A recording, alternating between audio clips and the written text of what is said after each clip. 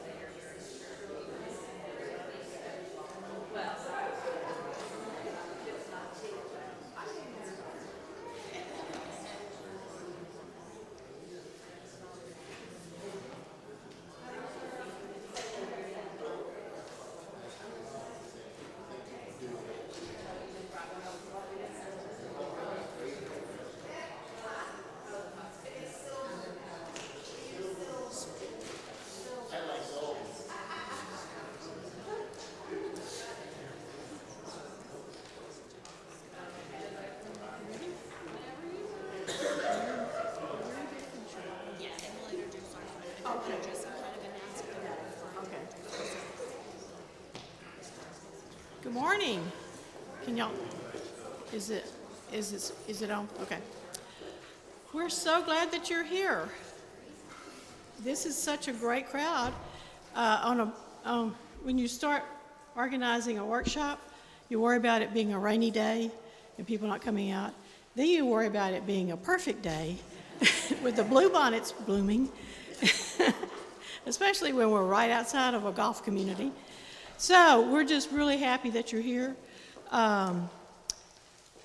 We're presenting this path. This is our first Pathways to Peace of Mind workshop. We're going to have 4 more. I'll tell you more about them at the end. But we know that this topic is not the easiest thing to think about. End of life, planning for long-term care, all of those things are not easy topics to bring up with your family. We don't like to contemplate it. So it's a courageous thing to do, to want to organize your life easy so that it's easier for you and for your family as we age. And we're appreciative that you are interested in being courageous. And having difficult conversations. So we have Hospice Austin is here, and they'll tell you about their program. They do these programs all over. They have a grant to do them. It's not like just marketing. They do it to help the communities, the aging community, which is like everybody. The aging community is anybody that's, if you have business, you need to have this. Even your children all need to be here. So you can tell them about this too. And if we need to help get more packets, we'll get more packets. But anyway, those are the main thing while we're doing this. I didn't introduce myself. I'm Beverly Smithia. I'm the Congregational Care Coordinator. That is a volunteer position, not a paid position. But our Congregational Care Ministry, some of us have these tags on. If you see that, we have, all of our caring ministries are under the umbrella of Congregational Care. We have several of our stand, and if you're in the Congregational Care, stand up so people will know who to ask questions of.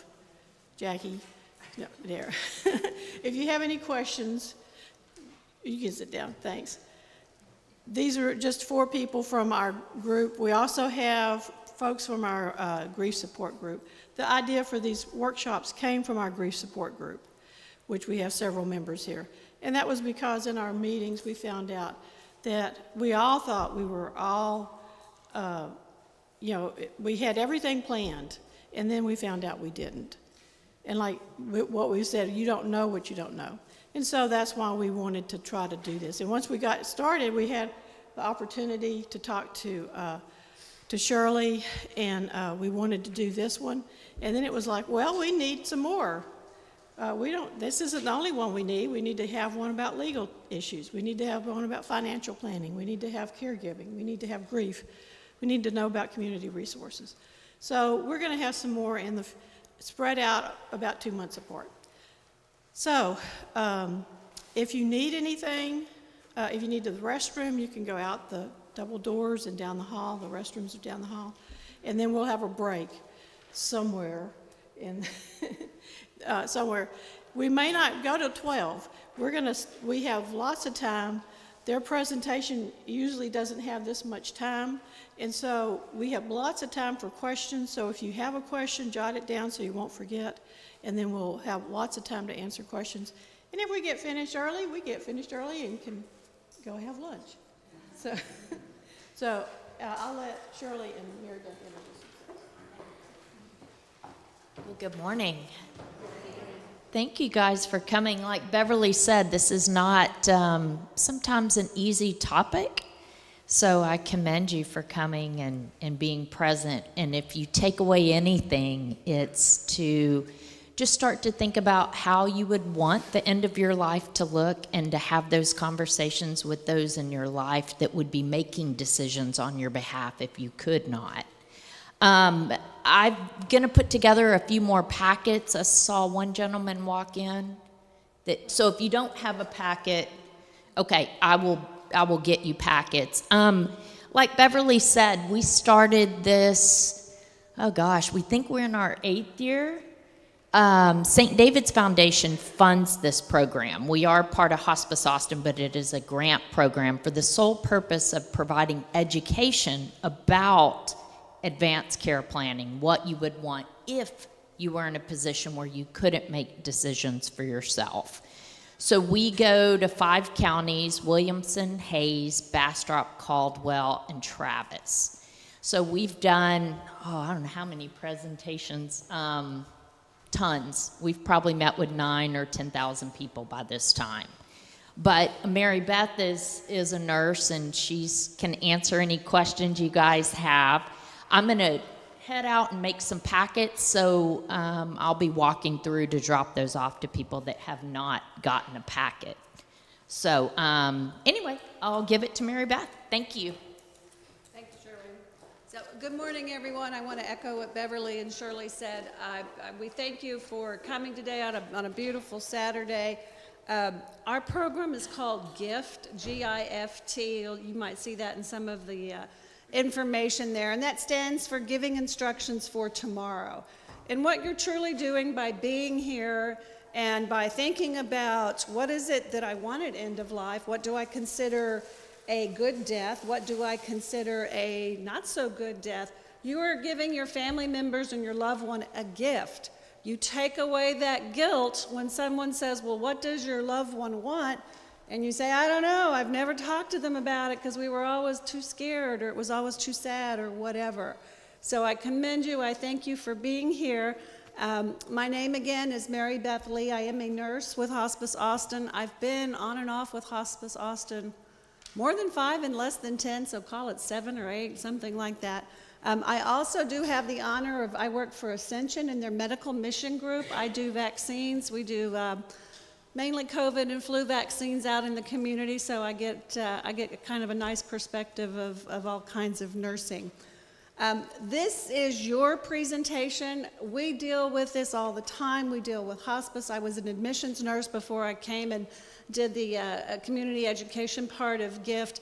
If it gets too heavy, usually it's not, but sometimes it is, and if you decide that, whoa, this is too heavy, this is too much, or this might be too soon, I've just gone through all this with a loved one or a friend of a friend, please feel free to get up, get out. You're not going to offend me.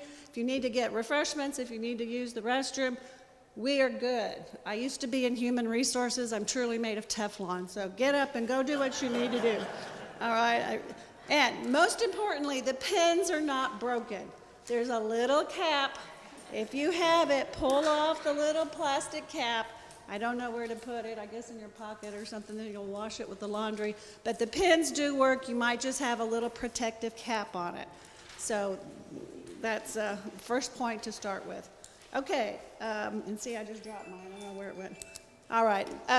What I'd like to start with first is, if you have questions, feel free to raise your hand. I think we're being streamed, so thank you all for joining us out, folks at home or wherever they might be streaming us.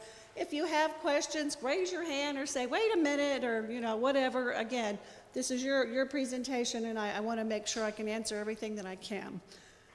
So, to start with, Shirley had mentioned that we are funded by the St. David's Foundation. What that basically means is they gave us a pot of money, and I think this is our 8th year. They gave us a pot of money and said, we believe in this wholeheartedly. We believe in advanced directives. We believe in educating the public on how important it is to talk to your family members about what you want at end of life. So here's your bucket of money. Go forth and do good things with it, and that's what we're doing. We are free. We always come out and educate. As Shirley said, we can do the 5 counties, Travis, Williamson, and the surrounding counties. But what happened is the St. David's Foundation back in 2022 did a survey. And I think these are some pretty heady statistics, so I want to read them to you. And they did it on end of life and kind of polling people. I think it was like 800, so it wasn't huge, but it's a fairly large sample. And they asked people, what are their preferences at end of life? So here we go, just a few. 76% they said, I want to die at home. 61% said, I would like to die a natural death. 77% wanted to make sure their family was not financially burdened by making decisions, tough decisions about their health care. 75% said, I want to be comfortable without pain. I would think that would be higher. I would think all of us would want to be, but okay. That might be a sampling error there. 74% wanted to be sure that their family was not burdened by taking care of them. 73% wanted to be able to afford health care at the end of life. 89% said family members making end-of-life decisions for them if they aren't able to. In other words, they wanted their families to make the decisions for them if they weren't able to. All right, so here we go. Here's the gaps. Here's what kind of really happened. All right. While 70% said their loved ones preferred to die at home, only 37% did so. Just 23% of those who died from a serious illness said their loved one was very prepared, echoing the remarks that Beverly had said, that, I thought I was prepared, but I guess I really wasn't because I didn't know what I didn't know. 42% said their loved ones' end-of-life wishes were not completely followed or honored. That's almost 50%. So that would be like half of us saying, I talked and did whatever, but it wasn't followed, or maybe I didn't know what they were. 47%, close to half, said their loved ones faced some type of challenge related to care, such as problems with insurance coverage, not having insurance, or encountering language or cultural difficulties or barriers. All right, so that's kind of what our charge is. This backed up what we've been doing for 7 or 8 years, is getting out into the community and talking about hard things, hard topics. But I keep going back to, you are doing yourself and your loved ones such a gift, giving them such a gift to let them know what it is. And you may not know, and it may change, but you're here ready to start that adventure, okay? All right, now, done with the math. Now we're going to look at our packets, and Shirley's making packets. So those of you who don't have them, if you'll just buddy up to someone that might have one, and we'll get you yours. I just kind of want to go through, because I think oftentimes when I go someplace and I pull out 1 or 2 things, I don't look at it until 2 weeks later when I'm trying to file it away. So open up your packet. We're just going to briefly go over what's in it, then we'll get into meat and potatoes. So you've got 2 cute little pamphlets here. This is Christopher House. Is anybody familiar with Christopher House? Anybody? Okay, several. Christopher, and again, I'll go into more detail. Christopher House, believe it or not, is the only inpatient hospice hospital in Central Texas. I did hear that there's another one coming online in the next few months. We own it. I am part of Hospice Austin. I work for Hospice Austin. We're a nonprofit hospice agency that's been around for about 40 years. We provide hospice and palliative care services to the surrounding counties. But this is Christopher House. There's only 14 beds. So it's much needed and often don't have room at the end, if you will, but we try and do our best. This is a little packet of palliative care we'll go over. Conversation starter guide. And again, we're going to go over this. Advanced care planning workbook looks like this. This is kind of an information page. If you forgot everything, this is front and back. That'll give you some tips about, oh, what did she say, or who do I contact? And then we actually have our Texas advanced directive forms, and we'll go into deep detail on these. The directive to physician packets. Raise your hand if you need a packet, please. And everybody needs their own needs their own forms. You can share a packet, but you're going to need your own forms. So, and we have plenty of packets. So, directive to physicians, your medical power of attorney, and a do not resuscitate. And once again, we'll go over all of this. A wonderful little booklet called Organizing Affairs, and then your handy-dandy envelope to put it all in. Is anybody missing anything before we get started? Everybody have all that? Okay.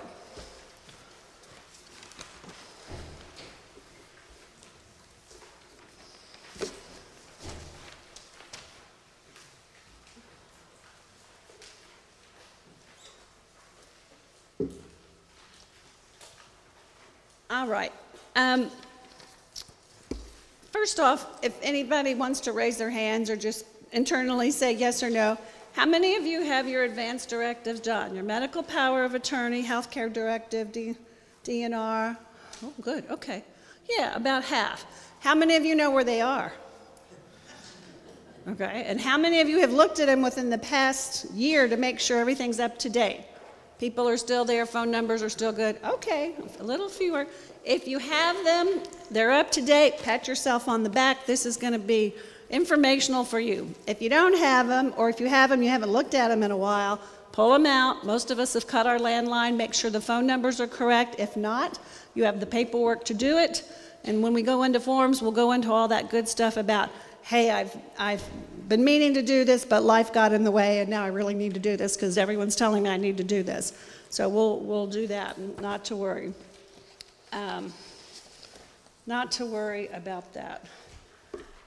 All right, I'm going to start a little bit differently. We're going to do some definitions and work our way towards the forms and the paperwork a little bit later. Oftentimes when we do these presentations, we get the question of what is palliative care and how does it differ from hospice care? Because I hear about palliative care all the time and I hear about hospice care, and I think my friend, my neighbor, my loved one, I think I may need these services. So I want to start with the difference on what palliative care is and what hospice care is. So palliative care, palliate.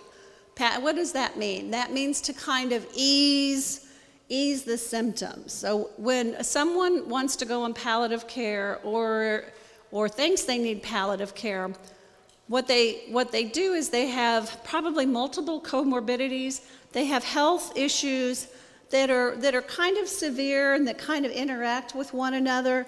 So it may be congestive heart failure, in and out of the hospital several times, can't get the swelling in the extremities down, having problems breathing. It could be COPD with congestive heart failure, which is oftentimes constructive, I just went blank, isn't that awful? Chronic obstructive pulmonary disease. They may have COPD, they may have lung disease, they may have stage 4 lung cancer or something like that they've been monitoring all along. They may have a type of cancer. Perhaps they've had cancer and it's been fine, but now it's metastasized and it's kind of all throughout the body, or they're really, really watching it because it's in 2 places, something of that nature. Maybe they have Parkinson's or ALS, or perhaps dementia. They may have Alzheimer's or temporal frontal dementia or something of that sort. So palliative care is easing of symptoms while you're still pursuing aggressive treatment. So you're still seeing your doctors, you're still trying maybe to get better, you're still having aggressive treatment, you're still trying to prolong life, palliative care comes in, and what they do is they look at the whole patient, they look at what's going on, and they look at the family, and they look at it holistically. So the intake, the first assessment, original assessment is about an hour and a half, because they sit down and they say, what's important to you? Where do you live? Do you have family nearby? Are you able to cook for yourself? Do you have stairs? Do you have a ramp? And they sit down and they go, what is it that you need and what are your goals? What are your goals of treatment? Because oftentimes when somebody has several comorbidities, several health conditions that are severe, like congestive heart failure, COPD, you get kind of caught in the ologist trap. So you're seeing the oncologist and the rheumatologist and you name all the ologists, and they're not really communicating, or you're wondering who in the world is coordinating all my care, because I'm going here and I'm going there and they're telling me one thing and I have this list of meds and I've lost control. I feel like I've lost control. Palliative care comes in with an interdisciplinary team. There's a doctor, there's nurses, there's nurse practitioners, there's a social worker, there's usually a chaplain, and they say, okay, let's all get together and find out what you want. What do you understand? What do you need? And the palliative care team is that intermediary that coordinates all your care. Oftentimes it's done at home, or it's done in a facility, or wherever the patient may be, so you don't have to run from place to place and worry about parking and getting on I-35, which is very scary because I drove I-35 here. So you don't have to worry about that. They come to you. So palliative care, again, is this holistic wrapping of arms around you and your family. Are your pets important? Are they okay? How do they figure into because I do believe pets help heal, if you like pets. They are part of the healing process. So they wrap their arms around you and educate you, find out what you want, and kind of slow everything down so you become more in control. Okay? Makes sense? So palliative care, you can still get aggressive treatment. Aggressive treatment may be medicines, it may be chemo, it may be going for a trial in San Antonio or whatever, and you're trying to prolong life, all right? So you've got that team that's wrapping, you keep your same doctors and everything else. How is it covered? It's covered under Medicare, it's covered under Medicaid, it's usually covered under private health insurance, but with private health insurance these days you always need to double check, double check on that. But that is covered, okay? So questions about palliative care? Oh, let me go. How do you sign up for palliative care? Wow, this sounds great. Where do I sign up? I want to go on palliative care. With Hospice Austin, we have our own, and that's the little flyer that you have. There we go. We have our own palliative care. I don't think I mentioned, Hospice Austin is nonprofit, and a lot of people get confused about what nonprofit means. What nonprofit means to us is if somebody is eligible for hospice care, if they're eligible for palliative care, we don't turn them down or say no because they don't have insurance. If we can get to you and you qualify and you want it, we will do it. We will provide care, all right? So that's what we mean by nonprofit. So this is our little pamphlet here on palliative care. Again, the main thing is it's symptom management, symptom control. They're palliating your symptoms. They're trying to ease them. And it may be that you're not going to get better. And most people on palliative care, some may get better, some may be fine for a while and then transition into hospice care. And that's perfect because you're understanding what's going. You see, okay, here's plan A, B, and C. So there's a plan there. Communication and coordination, emotional support. Emotional support for you, emotional support for the family, for the extended family, and of course caregiver support, because we all know if you've ever been a caregiver, it's probably one of the toughest jobs in the world is to be a caregiver nowadays. So that's palliative care. Questions? Comments? Yes, ma'am. You can receive palliative care at home as well as in a facility? Yes, ma'am. Yes, ma'am. And in fact, that's what most people say. It's like, you're coming to me? Oh my gosh, that's wonderful. I don't have to go and to my doctor's appointments and everything. Yeah, in fact, most palliative care, if folks can get into the office, it can be done in the office, but a lot of it's done at home or at a facility. And a lot of hospitals now have palliative care units. If you have a loved one that's been in the hospital for a while, they may talk to you about palliative care. because they have a palliative care unit in the hospital. So yes, it can be done in all those places. Memory units or wherever, okay? All right, now we're going over to hospice. Everybody with me? Okay, so we're going to do a scenario. I have been on palliative care. I have multiple comorbidities, and I realize I have cancer. My cancer has metastasized. I don't want any more chemo. It's making me truly, truly sick. Or there's nothing else out there. My cancer is such that the doctors say, I'm sorry, we've done everything we can. There's really nothing else we can do. Perhaps hospice. Well, hopefully I've been on palliative care, so I know, oh, it may be time to discuss hospice. So why is hospice different from palliative care? So hospice is kind of the transition from palliative to hospice care when you are no longer seeking aggressive treatment, you are no longer trying to prolong life. We are now at symptom management stage. So in palliative care, we may be really concerned about what your blood count looks like and what's going on here or there. In the hospice stage, we're more concerned about how are you feeling today? What's going on? Do you have nausea? Do you have diarrhea? Are you having trouble breathing? Are you having issues with family members? Are you worried about the mortgage of the house or whatever? So now we've kind of done a mind switch, if you will. And instead of looking at coordinating all of our care and everything else, we still have this interdisciplinary team of the doctor, the nurse, the social worker, the chaplain.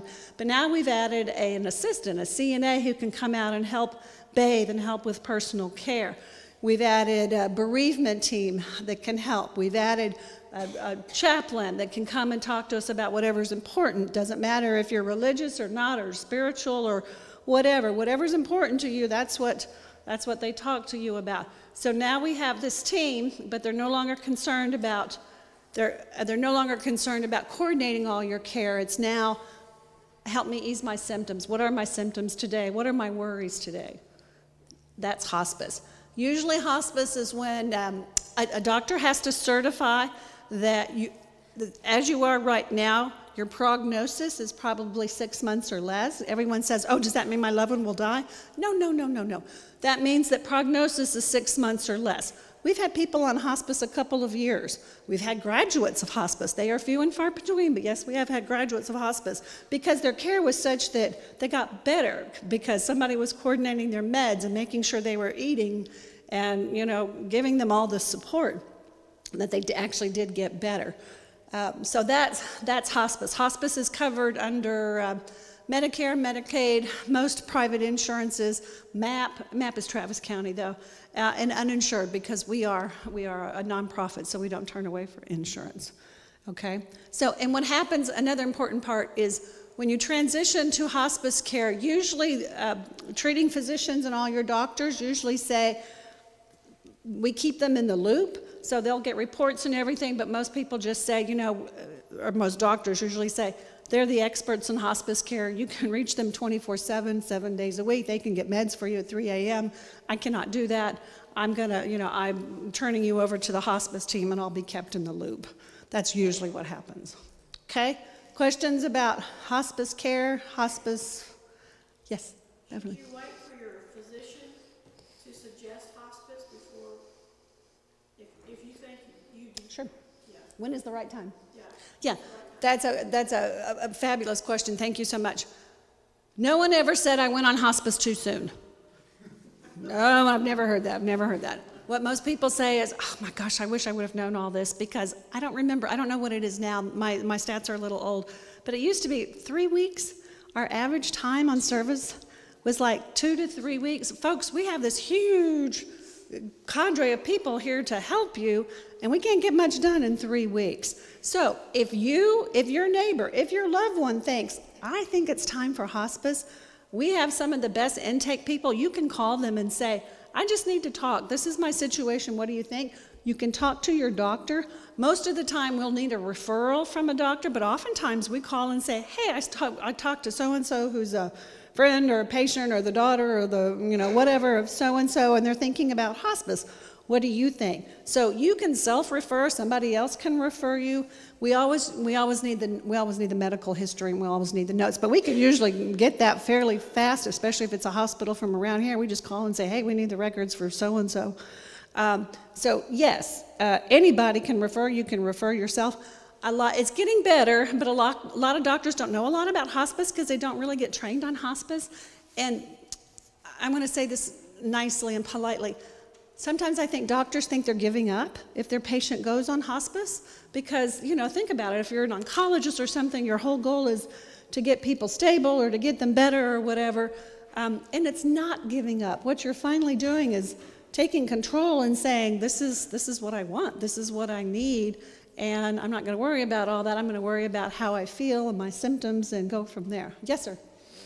Is the relevant insurance coverage for palliative care versus hospice care? In other words, is the hassle factor the same, more or less?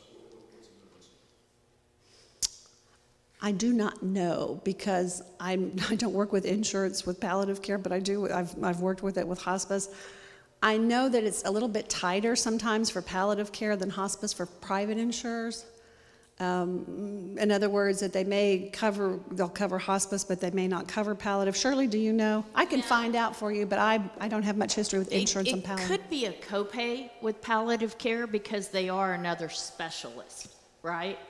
And like Mary Beth said, with hospice, it's Medicare, no problem, Medicaid, private insurance, there's no copays. Palliative care is a bit different because it's going in as a specialist. Does that help? Yeah. And you can always, like Mary Beth was saying, you can call the office and ask them, and they can run your stuff or get a free eval if you want a nurse to come out and just talk. But usually they do like to get medical records so they know before going out, how they can help you. Yeah, and I would encourage you, I'm sorry I don't know the answer to that insurance question, but I would encourage you to maybe call them and say, if you're thinking about it and you want to know about insurance, call the office and say, I have some insurance questions. And you could probably give them what, I have Blue Cross Blue Shield or I have whatever, because insurance changes daily, we all know that. So I would suggest give them a shout and ask them your questions. Okay. All right, anything else? Hospice care? All right, well, if you come up with one later, just ask. How's that? All right. And we'll repeat the questions for online.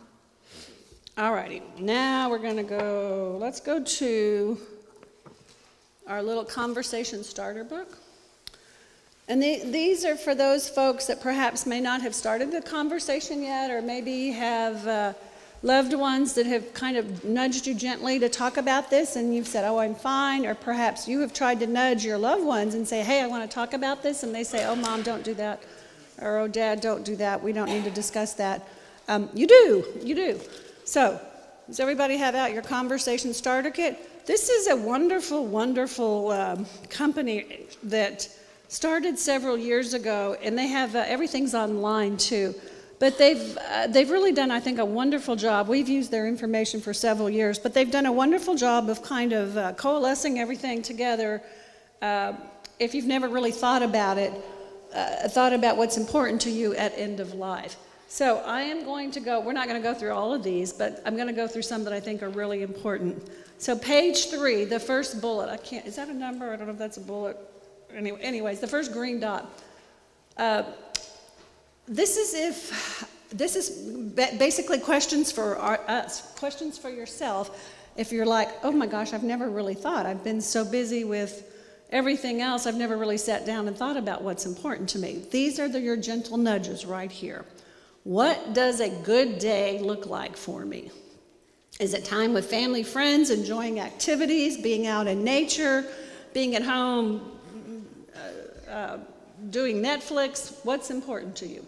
And again, there is no wrong or right. What is important to me is going to be much different probably than what's important to you. And it may change. That's why this is not a one and done. I mean, if you're diagnosed with a terminal illness or if perhaps your health declines really rapidly, these are probably going to change. So, what does a good day look like for you? What's important to you? What does a good day look like? How about this? What matters to me through the end of my life is blank. Being able to recognize my children, being independent, being able to spend times with the ones I love, being with my pets, being able to go to Walmart and H-E-B and run down the aisles and see what's new. I like going to H-E-B. I really like going to H-E-B, except when they're remodeling. I hate that. What matters to me through the end of my life is blah.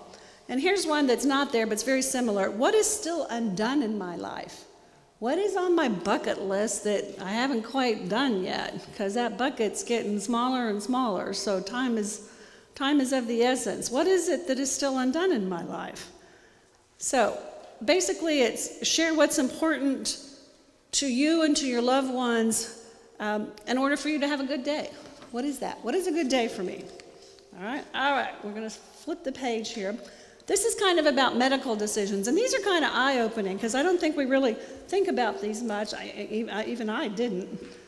When there is a medical decision to be made, and this is a gradient from, like really far on one end to really far on the other end or somewhere in the middle. I'm on page 4 for those of you who like to follow along. When there is a medical decision to be made, I want my healthcare team to do what they think is best, or I want to have a say in every healthcare decision. And again, there's a gradient there of how. Is that important to you? Really important? I want to know every option. I'm the kind that needs to go through the buffet line and look at everything. When Luby's was still open, I had to look at everything there before I could go get it because I had to preview everything. That's who I am. What are your concerns about medical treatments? I worry that I won't get enough care.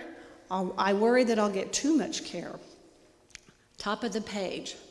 If I am diagnosed with a serious illness that could shorten my life, I would prefer to not know how quickly it is progressing, or my doctor's best estimation for how long I have to live, or understand how quickly it is progressing and my doctor's best estimation for how long I have to live.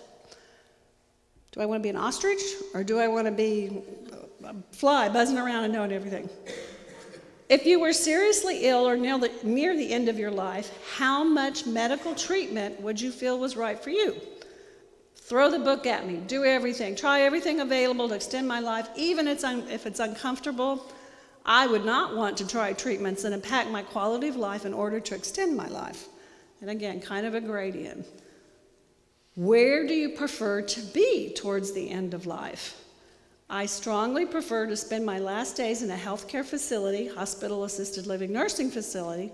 I strongly prefer to spend my last days at home.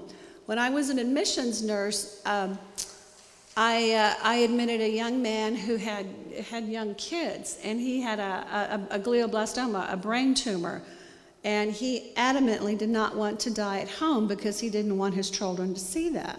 So again, what I want or what's right for me may not be right for somebody else. I certainly would like to die at home if I can, but in this situation it was like, no, absolutely not. I do not want that to happen. And he didn't. He died at Christopher House. He didn't die at home.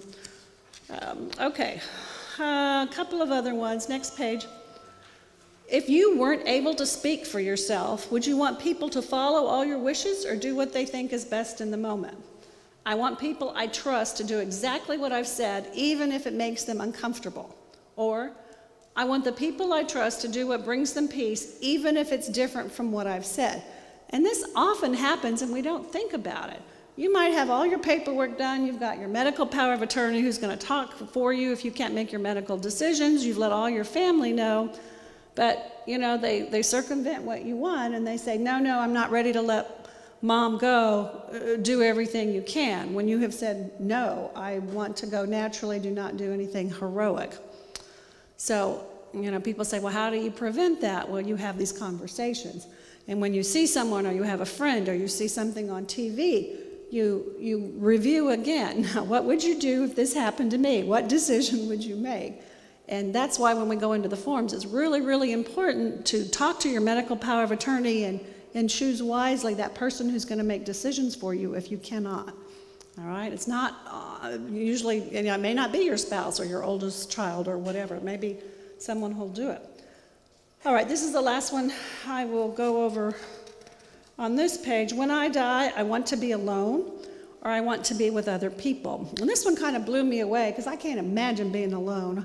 I like to be alone, but I can't imagine at the end of life. But I had a dear friend, and her mom did not pass until she left. She was there all day. They said she's imminent. And when she left, her mom passed peacefully. And I thought, oh, wow, for me, it would always be, oh my gosh, no, I want the family there and the dogs and everybody there. But not for her. She wanted, she wanted to be alone. So, important one.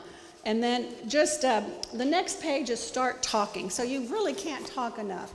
And unless you're just a person who's got everything down and, outlined and everything else, this is going to be more than one conversation, especially if you haven't brought it up before. I always tell people, sometimes we do this at the holidays, and I say, your homework for the holidays is to, send everyone an email or text and say, we're going to talk about this at the holidays. But if you haven't started, use us. Say, hey, I went to a presentation the other day, and it really got me thinking, I think we need to talk about this. And it's not going to be easy, but, in my family, we have to eat. As long as we're eating, we're happy and we're good. So whatever y'all need to do, make it work. And here's some tips, too, to help you if you're having difficulty starting the conversation or what to do. So it's, talk and keep talking and talk some more is basically what you can do. And then get the paperwork done and put it in a safe spot. Okay, so that's the wonderful little booklet, the Conversation Starter Guide. If you want to surreptitiously send it to a loved one, we have extras that you can send to them. It's also online if you would like to go online and do that. Questions, comments? Oh, yeah, if I have comments or anything, we love comments. Anything before I jet on here? Yes?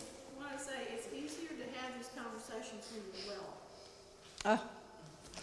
Oh, yeah.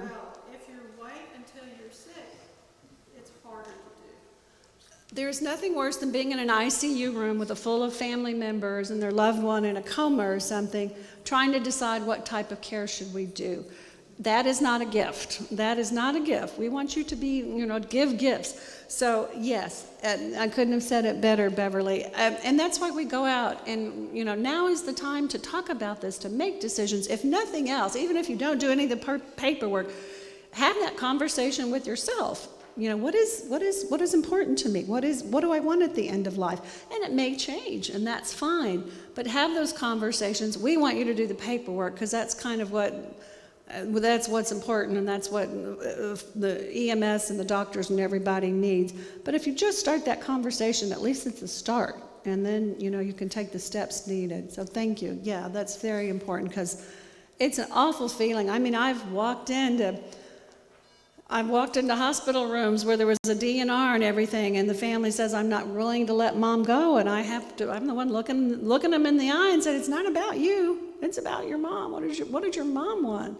I'm not ready to let her go. I certainly understand that. But you're not really, the disease process is the one taking her. You're not taking her. So, yes, sir. When you have some of these forms filled out, you need to file them with the hospital, with your doctors, and then you need to check the next year, because computer systems tend to upgrade. Ask them, do they have the medical power of attorney stuff in your file system? Because they do. Sure. Let me repeat the question. So you've done your homework, you've done all your paperwork, everything's good.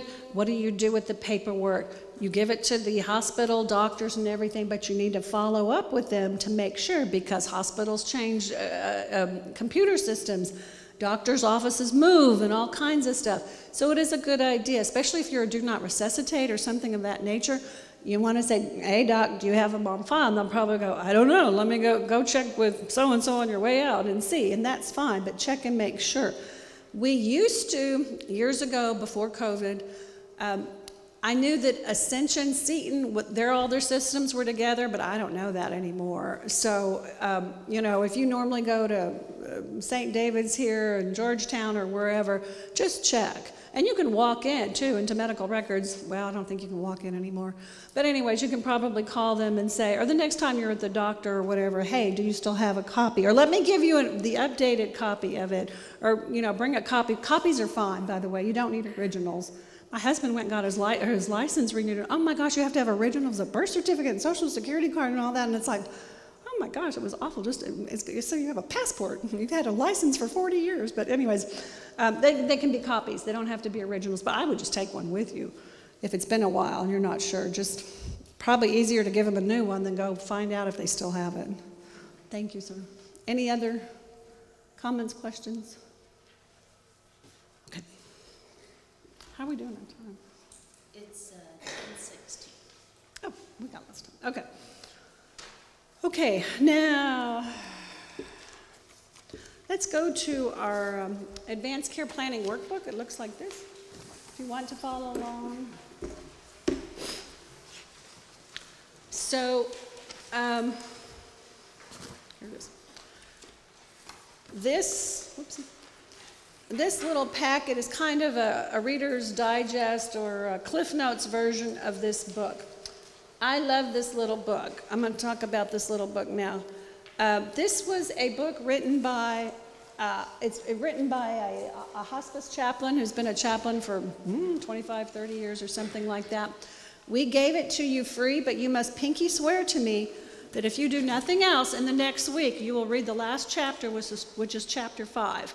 I was prepping for this morning, and I read chapter 5, and I thought, oh my gosh, I need to make sure everybody reads chapter 5. It's the last chapter, and pinky swear, because it's free. If you don't read it, it's $10. But if nothing else, read chapter 5. This is an incredible little book. I reread it, and probably not often enough, because I didn't realize how important chapter 5 was. But it talks about him being a hospice chaplain. It talks about feeding tubes, CPR, and we'll go into this a little bit more. But this is an incredible resource that I encourage you to read, and if nothing else, read chapter 5. All right. So, our packet. So, when we talk about advanced directives, we are the GIFT program, Giving Instructions for Tomorrow. Our goal is to educate people on advanced directives. Advanced directives is kind of an umbrella term for your medical power of attorney, your healthcare directive, and do not resuscitate, and all the hard work that went into filling out those forms and talking to the various people that need to be talked to. All right? And why do we do this? Why do we have this? Why does St. David's give us this money for all these years to do it? Well, it has been proven many, many times over that with a little bit of advanced work, everyone is happier and the patient feels better and actually does have a better death. So it's scientifically proven. Not only is it just morally and mentally the right thing to do, but it works. It works. When you do it, it works. So that's why it's important. And again, I go back to that acronym of GIFT. What better gift can you give your family than to ease their guilt of having to do something that they really didn't know was right or wrong when they said, this is what my loved one wants. I know it. We talked about it. They put it down. Maybe it's not what I want for them. Maybe it's not what I want for myself, but this is what my loved one wants, and I'm following their wishes. What a powerful, powerful gift you give people. All right, let's see.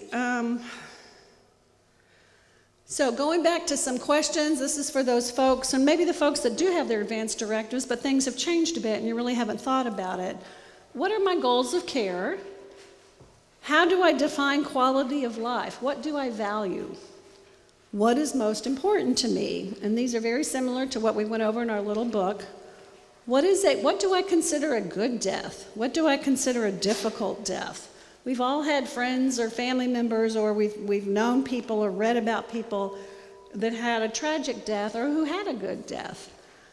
When I was back in admissions, I was admitting someone where they were getting ready to extubate a gentleman, and he was a do not resuscitate, but for some reason it didn't flag, or they didn't do it, or in the middle of everything, they resuscitated him, and he lived for a few more days. And this was an MD, this was a medical doctor. And their family was so mad and so angry because they did break ribs, and he was uncomfortable and in pain for those 4 days when he didn't even want the CPR that they gave him. So this is me speaking.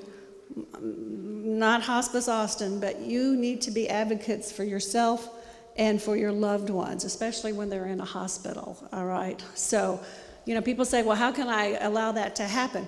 I walk in and it's like, if you're a do not resuscitate, all right, everybody understands this is a do not resuscitate. They've got their band on. It's on all the records. It's usually placed above the bed or at the footboard, do not resuscitate. It's on the chalkboard. So there are things you can do to make sure that that doesn't happen. And the flip side, of course, is if you're not a do not resuscitate, you're a full code, you want that known too, all right? And then let me stop for just a minute because sometimes I get on my soapbox. So I am not here to go one way or the other. I am here to make you think about what's important to me, what's best for me. So I may say something, and if I say something that ruffles a little feathers or something, I'm not saying you should be a do not resuscitate or you should. What I'm saying is and you need to do what's right for you. You do you is kind of what I like to say. You do you. Okay. All right. All righty. Yes, sir. If you get a DNR and you're at home, do you not want to call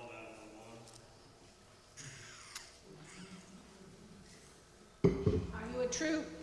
The question is, if you are a DNR and you're at home and you need help or assistance, do you want to call 911? The answer kind of is it depends. If you have a DNR, and the caveats are it's a true DNR where everyone is signed in the correct spot and it's valid and legal and you have it posted everywhere, on the above your bed, on the door or whatever, if EMS is called when they come in, if they see that right away, then they'll just do comfort care. If they don't see that right away, they'll need to call, especially if a family member is saying, wait, my loved one is a DNR, is a do not resuscitate. Well, the first thing they're going to say is, where's the paperwork? And they'll have to call, but then in the meantime, they're doing anything they can to get you back. So if you were... If you are a true DNR and 911 is called, then you want to make sure it's posted, that they don't, they see it right away. When someone comes on hospice and they are a true DNR, we have it posted above their bed. We have it on the back of the front door. All the family members know. If the neighbors are sometimes involved, the neighbors know. So, it's quick, it's there, and because remember, EMS can lose their license if they stand around and wait around. They're going to go ahead and start chest compressions. They're going to intubate. They're going to do whatever they can unless you've got it right there. And if you have it right there, then they'll just do comfort care. And it's very difficult. I mean, let's face it. If your loved one is dying, not to call. And I'm not saying call or not call. I'm just saying if you're a true DNR and they are called, this is what you need to do if you want to allow natural death. Okay. Yes. One of the things, my mom had congestive heart failure, and I didn't know what to expect. And so the first time she had an episode, she she didn't want to be resuscitated, but then there's a lot of in between. Right. And so, we did get help, and because she was on hospice, she was able to relax and get through that episode. Right. Hopefully they had some morphine. It's helped. I just want to, if I had known to ask questions, don't be afraid to ask questions of what do I need to look out for? Yeah.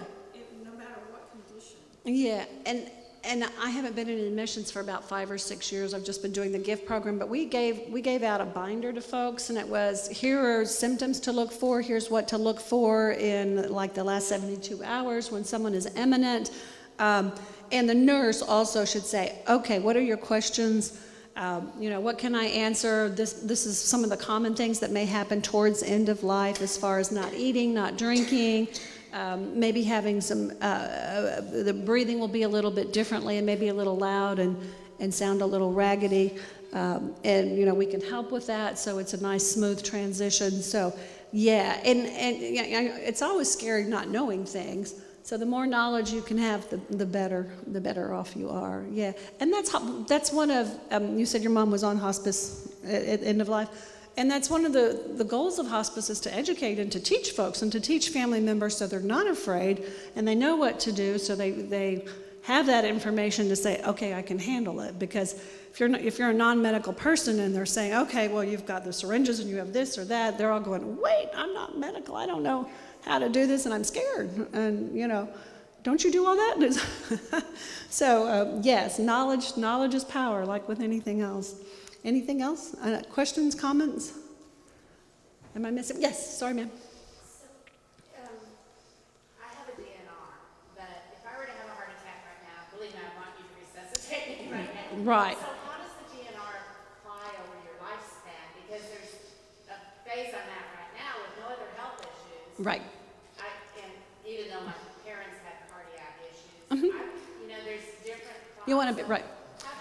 Well, for one thing, if you were conscious and everything, you can say, hey, I want to, revive me, do whatever. You always make your own medical decisions while you can make them. That medical power of attorney, that DNR, all that other stuff, if you're have your wits about you and everything else, you make your decisions no matter what. That NPOA can't override you if you're sitting there cognizant and everything else and you're saying, no, I don't want that, or hey, I want this.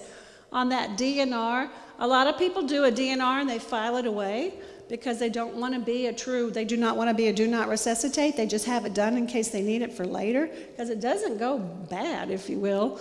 It's there, so they just kind of file it away is what they do. They have it, but they file it away, and it's like, I did it all, but I'm not going to pull it out because I don't want to be a DNR. I'm just planning for the future. Okay, so yeah, if it's not there, and even at home, if you're DNR and you decide, no, there's a new grandbaby coming or a wedding or something, I don't want him to be a DNR right now, you just file it away and say, I'm not a DNR right now. All right, but you got to let everybody know.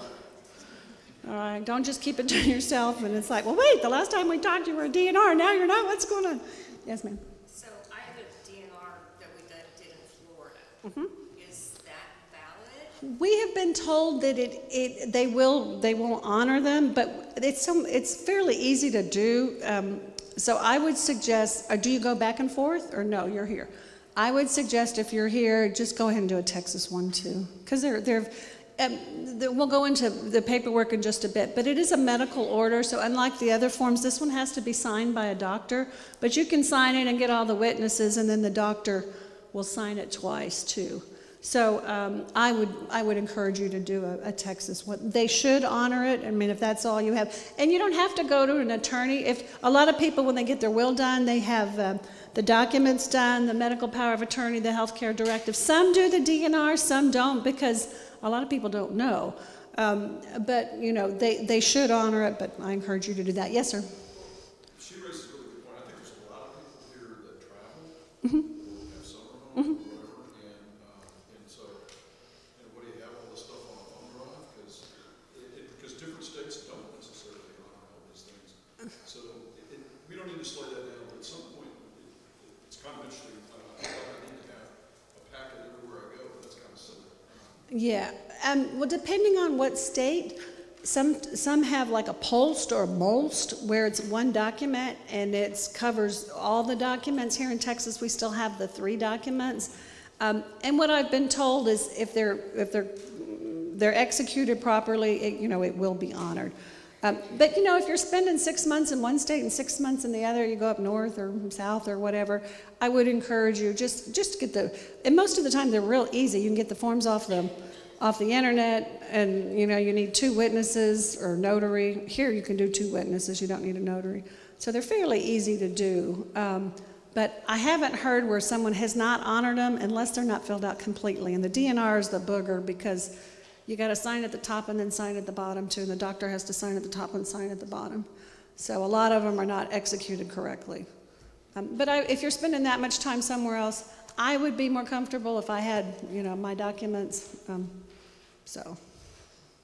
And then you would, again, you would take them in that situation where you may spend half a year here and half a year there. If you have doctors in the other state, you would want to give them the DNR, the medical power of attorney, and all that other good stuff too. So, questions, comments? Yes, ma'am. If you have your doctor sign it, but then you want to just keep it put away, Is this the DNR? What are we, okay, go ahead. Okay, so the question is, if you have a DNR and the doctor signs it, what do you do with it then? Or? Oh, yeah, copies are fine. In fact, I say give them a copy, you keep the original, but copies are fine. So you shouldn't make copies, though, until the doctor has signed. And again, we'll go over it in just a bit, kind of in detail. But you can get it all ready, and then you take a copy to your doc and say, I need the doc to sign. And we usually highlight, because a lot of docs, unless they do this quite often, don't know where to sign, so we highlight where they sign. And then they should give it back to you, and then ask them to make copies, because they have lots of copy machines. And so make copies for you, and then, you give them to your medical power of attorney, you give them to all the folks you need to give them to. Okay. Does that answer? So yeah, you'll make copies once it's completed with all the doctor signatures. It's not valid, because it's a medical order. It's not valid until that doctor signs. A lot of people forget, and it's like, oh, I forgot to get the doctor to sign it. Let's see, I think we have one here, and I'll get you, ma'am. Brings up a good point about traveling overseas. Should you really bring the medical power, a copy of the medical power of attorney with you if you're traveling overseas? I've never had that question. What an excellent question. If you're overseas, the medical power of attorney. Do you know the answer to that? I mean, I guess it wouldn't hurt. Is your medical power of attorney traveling with you? Yeah, with your spouse, right? So. What I might...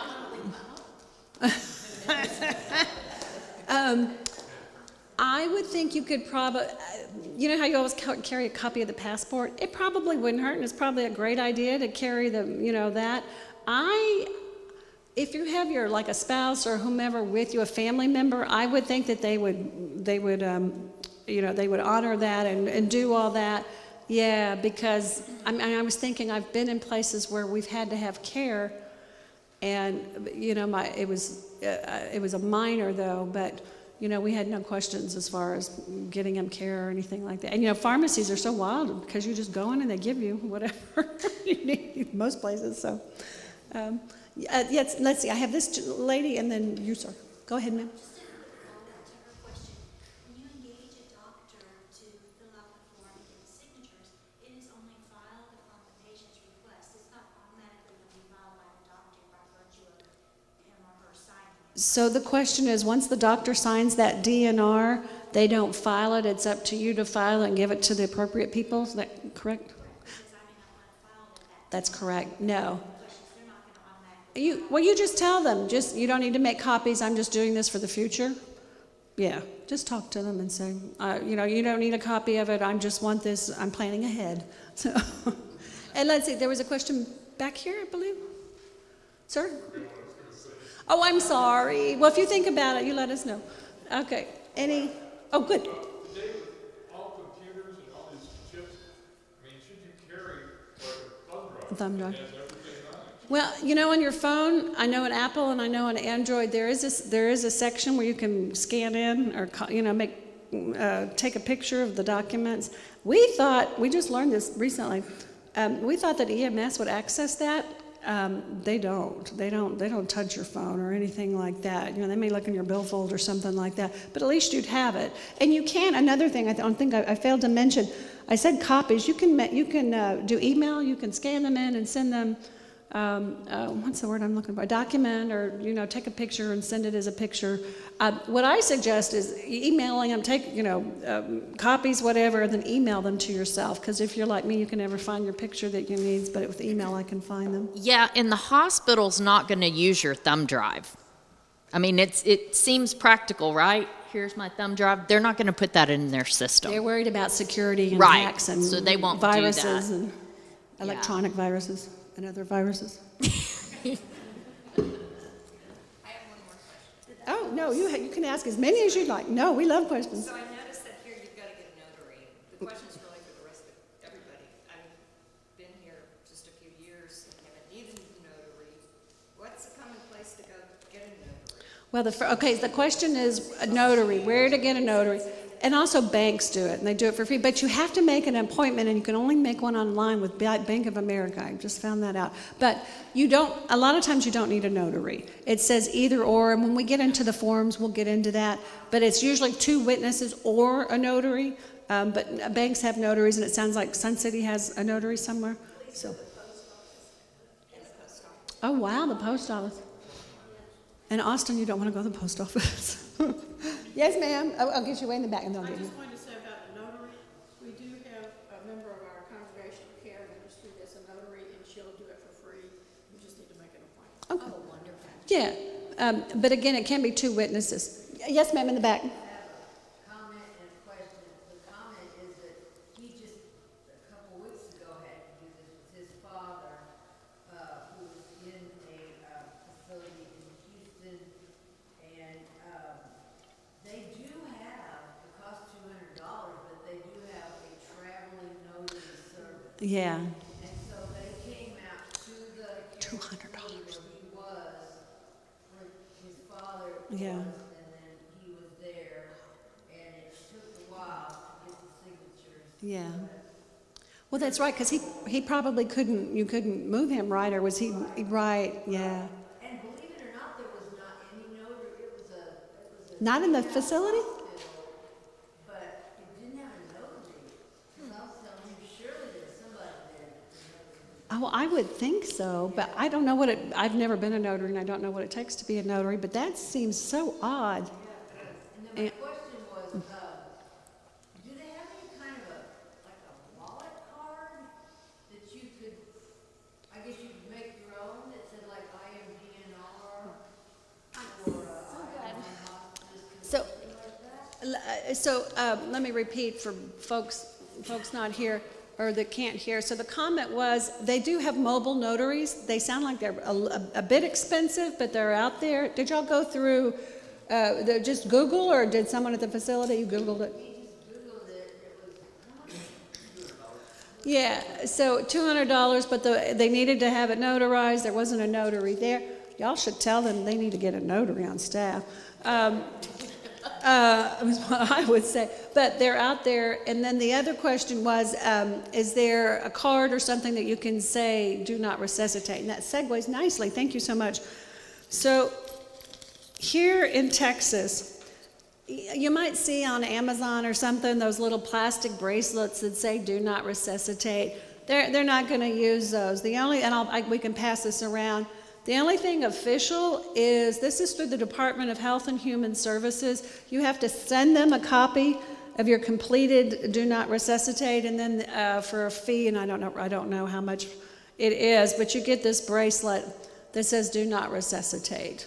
So I'll have Shirley pass that around. That's the only thing I know of. We've talked about, what if you tattooed and said do not resuscitate, and we've kind of gone into all that, but EMS basically says, we want that paperwork.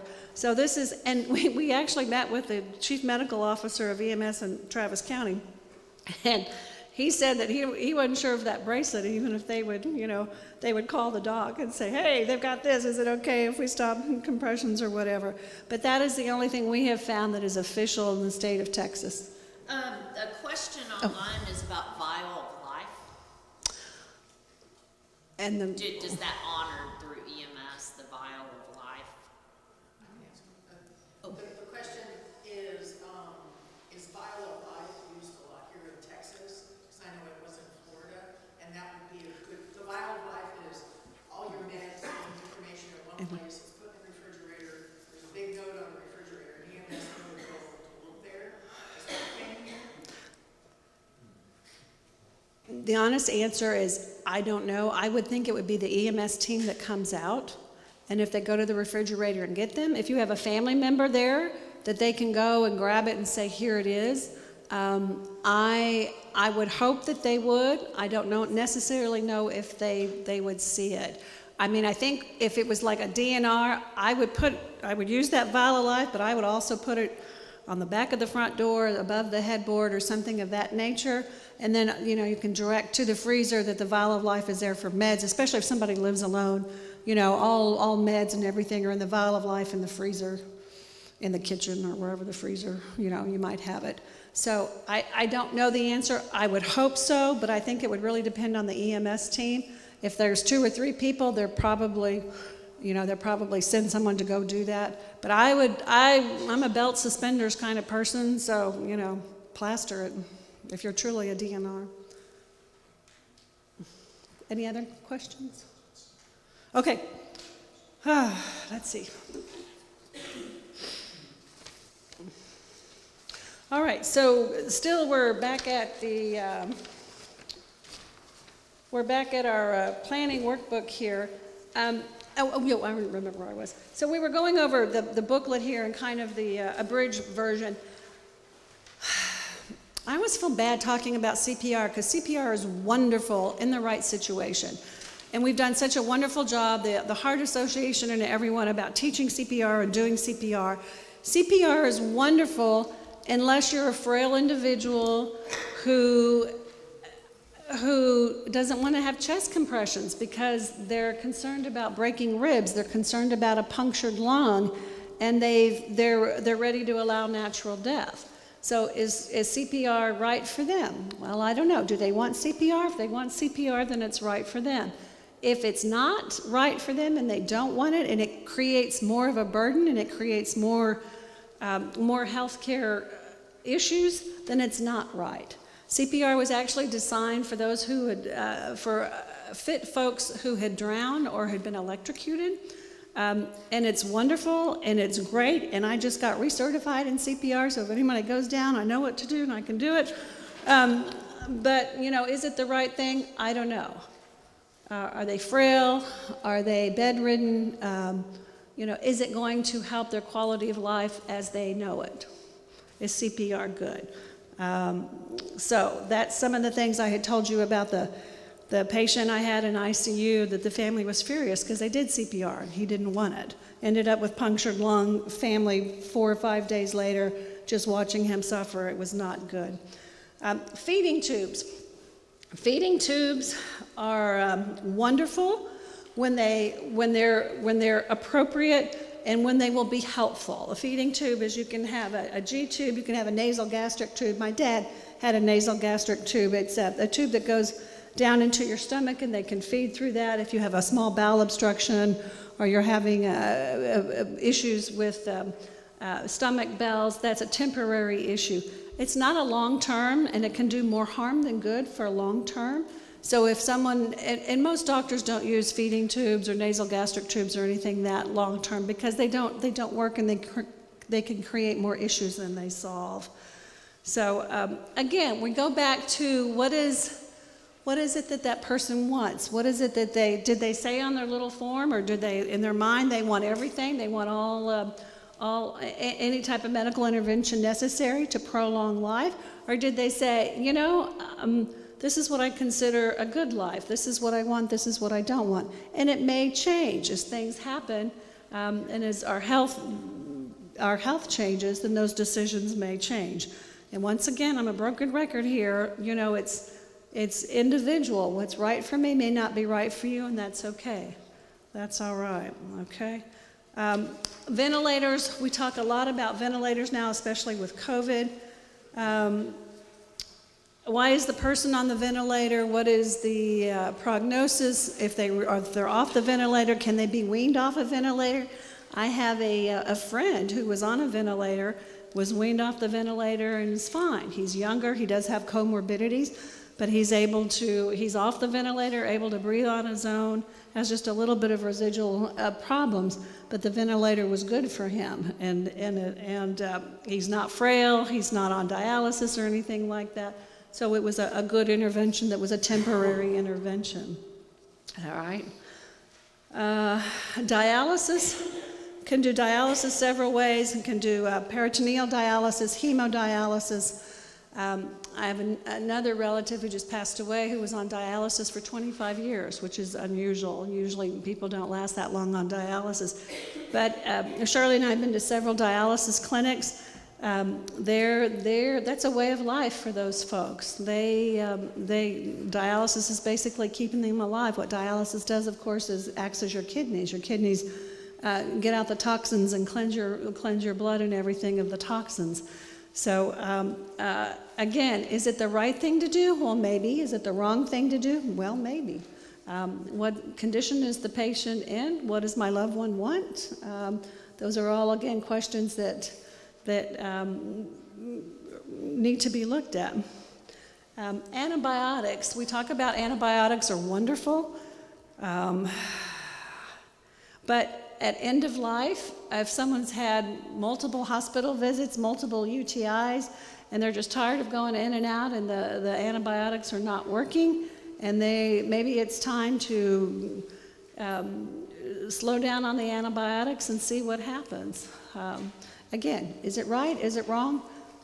It depends, is really the answer on that. All right? Okay, and we talked about palliative. All right. Do y'all need a break? How are we doing?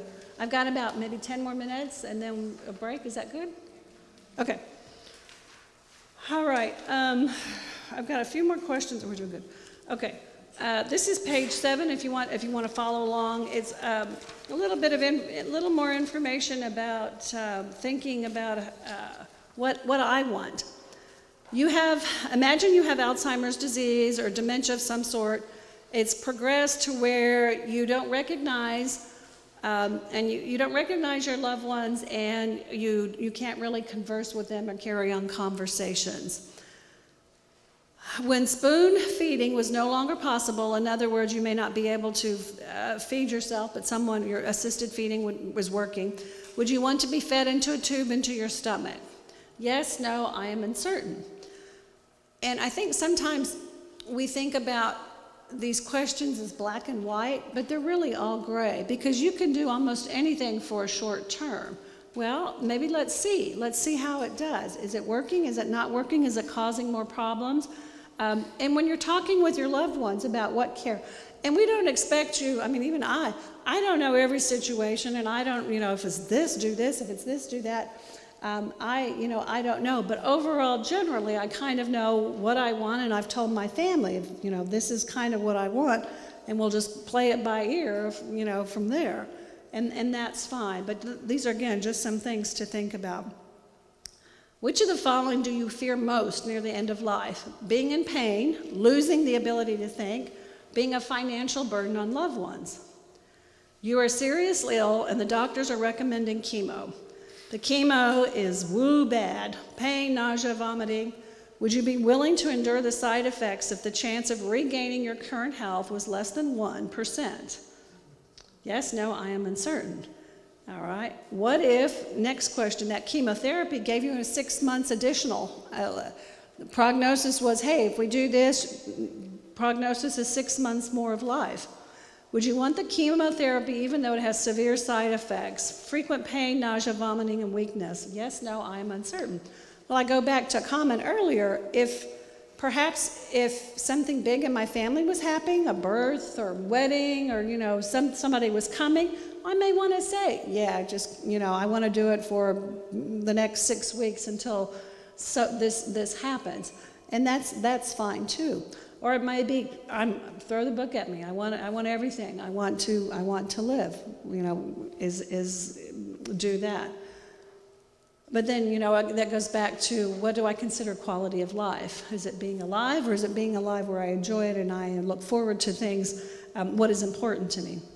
You are terminally ill with a condition that causes much pain, and this comes up oftentimes in hospice. Would you want to be sedated to the period of unconsciousness? Because a lot of times the families say, oh, my loved one doesn't know me because they're out of it.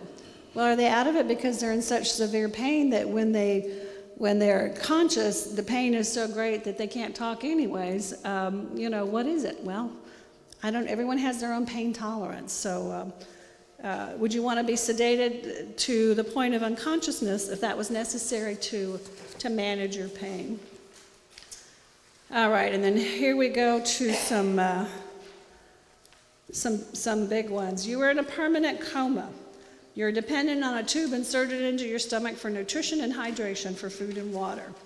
Would it be important to you that decisions about your treatment be guided by particular religious beliefs or spiritual values? Yes, no, uncertain. If your heart, kidneys, pancreas, lungs, and liver could all be used to transplant operations to save lives, would you donate them at death? Yes, no, I'm uncertain. And a lot of times people say, I guess I want to be an organ donor, and you can do that now through the driver's license. But even if you can't be an organ donor because of health history or because of the disease process, they can do tissue.